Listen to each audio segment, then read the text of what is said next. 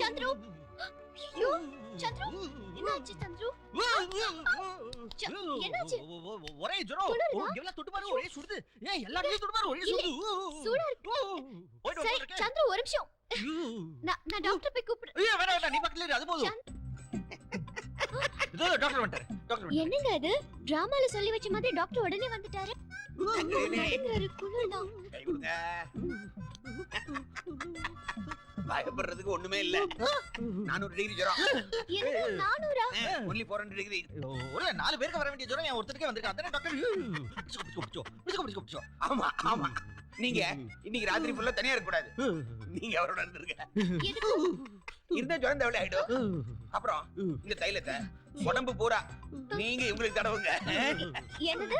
இந்த தைலத்தை எனக்கு தடவுனா அவருக்கு எப்படி ஜுரம் சரியாகும் அதான்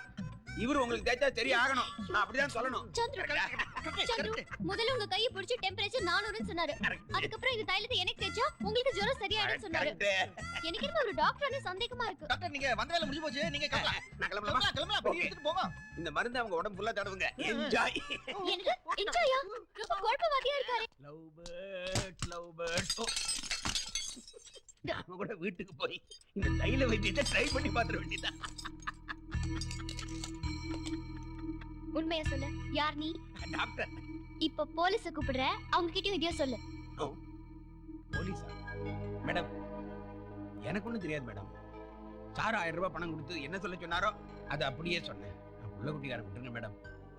thank you madam sorry madam Hindu doctor போயிட்டாரா இந்து பிளம்பர் போயிட்டாரு என்ன பிளம்பரா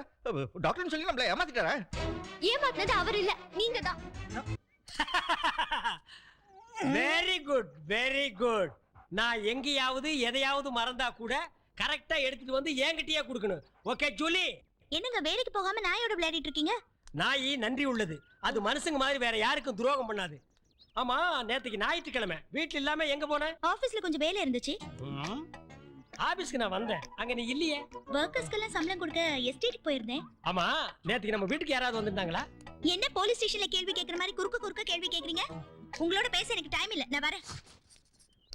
போலீஸ் ஸ்டேஷன் எதுக்குடி இந்த ரஞ்சித் குமாரை பொறுத்த வரைக்கும் கோர்ட் ஆர்குமெண்ட் ஜட்ஜ்மெண்ட் எல்லாமே நான் தான் உன் கள்ளக்காதலை கண்டுபிடிக்காம விடவே மாட்டேன் மிஸ்டர் ரஞ்சித் எஸ் கம் இன்